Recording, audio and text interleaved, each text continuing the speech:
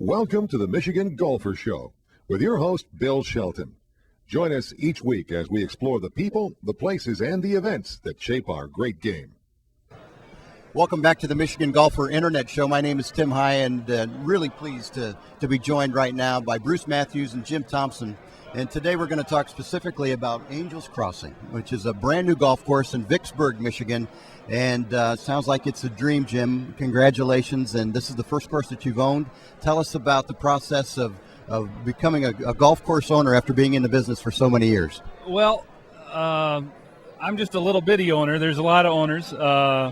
It's been a community effort. We've got people in our town that are involved. And an interesting part about our story is it's lemonade out of lemons type deal. Our paper mill, which had been there for 100 years and would never close, industry lasts forever, closed and left, and our tax base was gone, and our area lost a lot of jobs.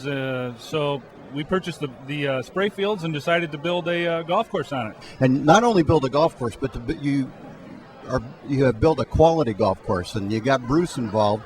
Tell us about the initial stages of talking to Bruce and deciding upon the theme and the feel and the look of Angels Crossing. How we got to Bruce is a great story in and of itself, but Bruce came and brought a folder of stuff that he had done or different styles, kind of like picking out the clothes you're going to wear. What do you want?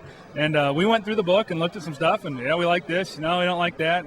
And when we were all said and done, Bruce said, okay, this is what I want you to do. I want you to go through magazines for the next couple months and rip out the pictures and, rate them. Tell me how much you like stuff that you like, and, tell me how much stuff you don't like offends your eye or whatever. We found out that we have a very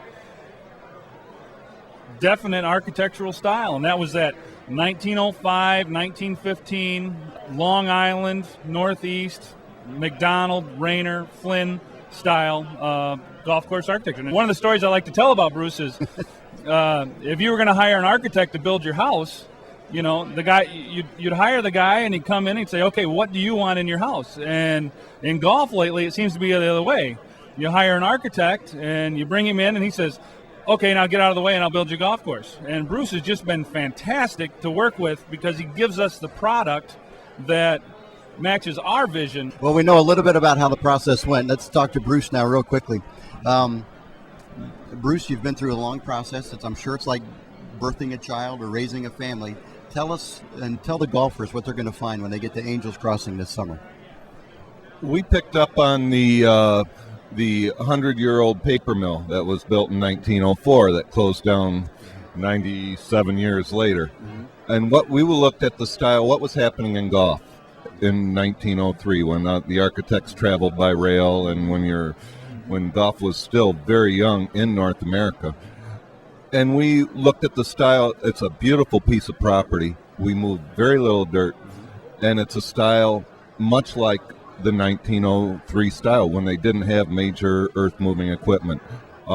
We've got very large greens. We've got 5 sets of tees, large fairways, and it's a great combination of open land, some wooded land.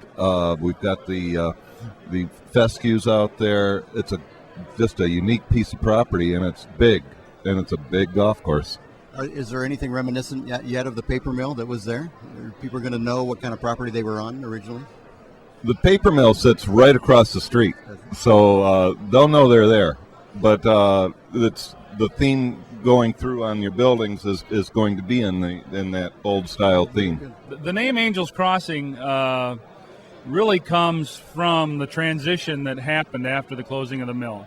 On our property, we have 7 long boardwalks or crossings, and an angel is something that delivers something good, usually in times of something bad.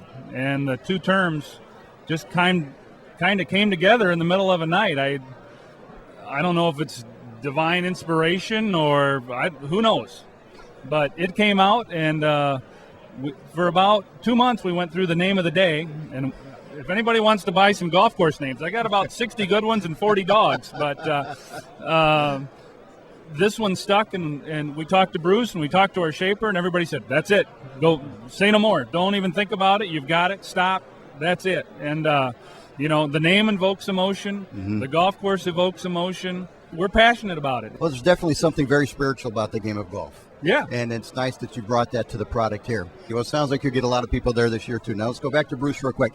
There's quite a legacy here, too. We talk about the spirituality of golf, and we also talk about now the family portion of golf. You are second generation, third generation. Are there any more coming? And tell us about your grandfather and how the legacy of the Matthews family has lived throughout the state of Michigan.